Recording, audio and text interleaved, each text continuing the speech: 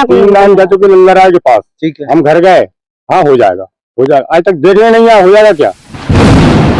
किसी ने क्या खूब कहा है, वो महलों वाले धूप छांव वाली सच्चाई क्या जाने, जिनके पग ना फटी बीमारी पीर पराई क्या जाने।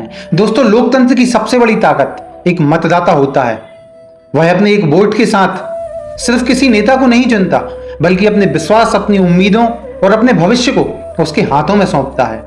उसे उम्मीद होती है कि जब उसके घर पर संकट आएगा, जब उसके वार्ड की सड़कें टूटेंगी, जब उसके बच्चे शिक्षा और इलाज के लिए भटकेंगे, तब उसका चुना हुआ जनप्रतिनिधि उसके साथ खड़ा मिलेगा। लेकिन जब उस गरीब पर परेशानी आती है तो सभी अपना पल्ला झाड़ लेते हैं।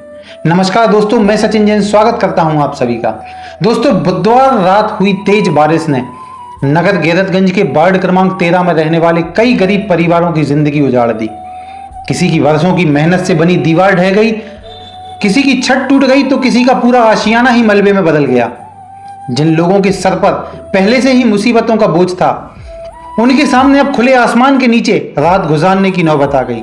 इस घटना की जानकारी विभिन्न माध्यमों से पूरे नगर में फैल गई। हर कोई इस दर्दनाक हादसे की चर्चा कर रहा था।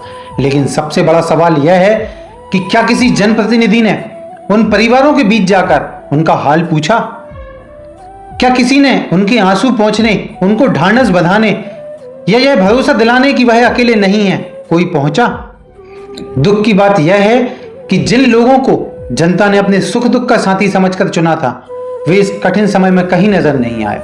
गरीब का घर गिरा और नेताओं की संवेदनाएं भी मानो उसी मलबे के नीचे दब गईं। ये घटना घट गई सर के 12 बजे के करीब पानी की बाढ़ आई नाले नदी की, तो उससे मेरा मकान छतरी हो गया। इसमें मैं अंदर था, सब बच्चे थे और हम तीनों जने।